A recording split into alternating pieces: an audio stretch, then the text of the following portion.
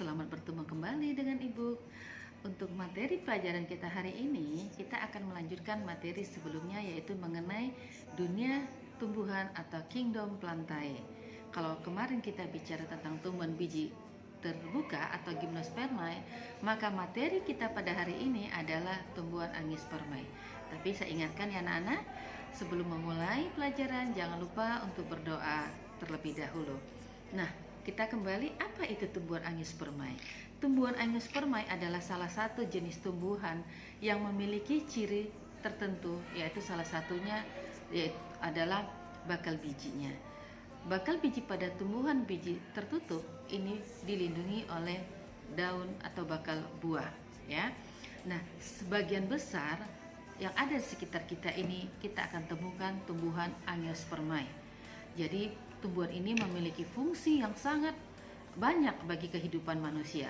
Ada lebih kurang 270.000 spesies yang dikenal hingga saat ini.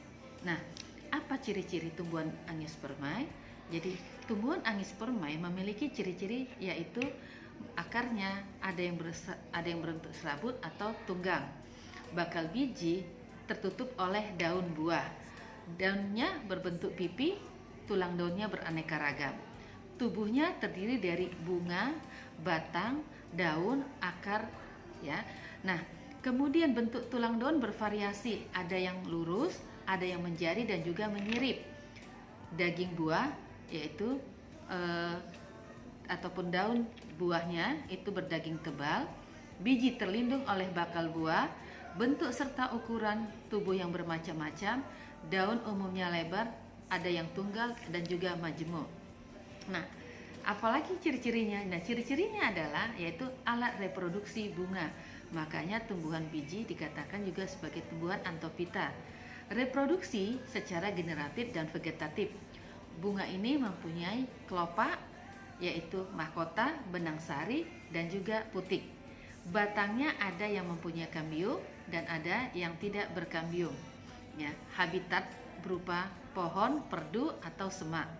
Batang bercabang dan ada yang tidak bercabang. Anak-anak, hasil selanjutnya ya, hasil dari klasifikasinya ya, bahwa tumbuhan angiospermae itu ada dua kelas. Pertama yaitu kelas tumbuhan dikotil dan kelas tumbuhan monokotil. Kelas tumbuhan dikotil itu dimiliki ciri-ciri: satu, mempunyai dua daun lembaga atau dikotiledon. Pada umumnya batang memiliki kambium, sehingga kita lihat batang tumbuhan dari dikotil ini biasanya akan membesar, ya anak-anak. Selanjutnya, tulang daunnya ada yang menjari dan ada yang menyirip, mempunyai kambium sehingga tadi ya bertambah besar. Jaringan ikat xilem dan floem ya itu pada akar tersusun dalam satu lingkaran, mempunyai sistem akar tunggang. Bunganya terdiri dari ada kelipatan 2, 4, dan 5. Nah, jadi bisa dilihat pada gambar ini ya anak-anak, bagaimana di sini kalau tumbuhan biji berkecambah, maka dia akan nampak dua keping lembaganya. Selanjutnya nanti akan kita temukan tunas, itulah namanya plumula. Nah, berdasarkan kelompoknya lagi, tumbuhan dikotil ini ada beberapa famili atau keluarga. Ya, jadi satu adalah Rosaceae. Contohnya ini kita temukan pada bunga mawar, kemudian ada apel, buah pir, dan juga arbe. Kemudian Cruciferae. Suku ini biasanya ditemukan pada jenis sayur-sayuran seperti kubis, sawi, lobak, dan sebagainya. Nah, selanjutnya adalah suku getah-getahan atau jarak-jarakan Euphorbiaceae. Nah, ini memiliki cirinya kalau getahnya ataupun memiliki getah yang warna putih. Kalau kita sayat batangnya, maka dia akan menghasilkan atau mengeluarkan getah. Contohnya mana? Yaitu pada tanaman karet, pada ubi kayu atau singkong, ada daun purih dan ada jarak, ya. Nah, ciri daripada buahnya ini adalah yang memiliki buah kotak. Nah, jadi selanjutnya kita masuk yaitu suku Malvaceae. Suku Malvaceae atau suku kapas-kapasan. Nah, suku kapas-kapasan ini memiliki ciri yaitu ya, bentuk tanamannya atau itu bisa berupa pohon, atau perdu, bunganya berbentuk corong. Kemudian kelopak bersatu dan tidak terpisah bila gugur selalu bersamaan. Contohnya ini kita temukan pada tanaman kapas, bunga kembang sepatu, rosella, sidogori, pohon waru, dan pulutan. Nah, anak-anak mungkin dari yang ibu sebutkan kalian sudah mengenal, ada yang sudah mengenal beberapa jenis tanaman tersebut. Selanjutnya yaitu suku terung-terungan atau Solanaceae. Nah, ciri dari suku terung-terungan ini adalah memiliki mahkota bunga seperti trompet atau bintang, ya. Kemudian kelopak memiliki ya kelopak, kemudian ada benang sari dan satu putik. Bunganya ya atau buahnya itu terletak di atas dasar bunga. Dinding buah terdiri dari dua lapisan, yaitu lapisan yang tipis dan lapisan dalam.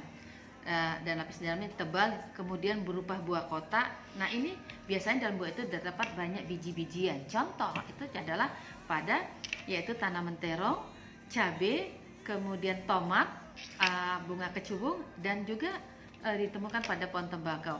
Bisa dilihat anak-anak di sini bagaimana bentuk bunganya, ada yang seperti trompet, ada yang bentuk seperti bintang. Selanjutnya kita masuk, tadi sudah saya jelaskan mengenai suku Euphorbiaceae ya, getah-getahan. Nah, kita lanjutkan yaitu Myrtaceae atau suku jambu-jambuan. Nah, cirinya ya merupakan tumbuhan perdu. Letak daunnya berhadapan, mahkotanya kecil dan benang sarinya sangat banyak. Buahnya berupa buah buni. Jadi di sini contohnya itu kita temukan pada jambu air, jambu bol, jambu batu atau jambu klutuk, cengkeh. Nah, anak-anak bisa melihat di sini ya bahwa antara di sini ada pohon ataupun bunga jambu dengan bunga cengkeh. Lihat persamaannya, sama-sama memiliki benang sari yang banyak. Jadi ini mengapa cengkeh dan pohon jambu merupakan satu keluarga yaitu Myrtaceae karena salah satu memiliki persamaan. Contohnya adalah dari bunganya. Berikutnya adalah yaitu kita masuk suku Papilionaceae atau suku kacang-kacangan. Ciri yang mudah diingat dari ini adalah bahwa tumbuhan kacang-kacangan memiliki bunga seperti kupu-kupu. Kemudian di sini pada akarnya kita akan temukan yaitu bintil akar ya, di mana di sini terdapat ataupun tempat hidupnya bakteri Rhizobium radicisola. Jadi bakteri ini memiliki kemampuan untuk mengikat nitrogen dari udara bebas, sehingga tanaman kacang-kacangan ataupun jenis tanaman yang Papilionaceae ini memiliki kemampuan untuk menyuburkan tanah. Jadi apa yang masuk ini adalah contohnya jenis kacang tanah, kacang hijau, kecipir, kacang panjang, dan beberapa jenis yang sudah ada di sini ya anak-anak. Silakan diperhatikan, ada kacang kedelai, petai Cina, dan sebagainya. Ini adalah kelompok dari Papilionaceae. Nah, selanjutnya ya Asteraceae atau suku komposit. Ini biasanya ditemukan pada jenis tanaman hias ya. Misalnya kita temukan pada bunga matahari.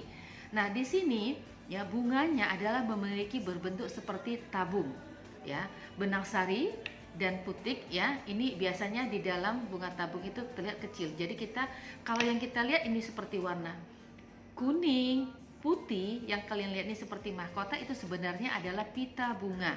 Kalau nanti kita lihat harus dengan menggunakan kaca pembesar untuk melihat bentuk bunganya. Jadi bunganya biasanya adalah seperti tabung, sangat kecil.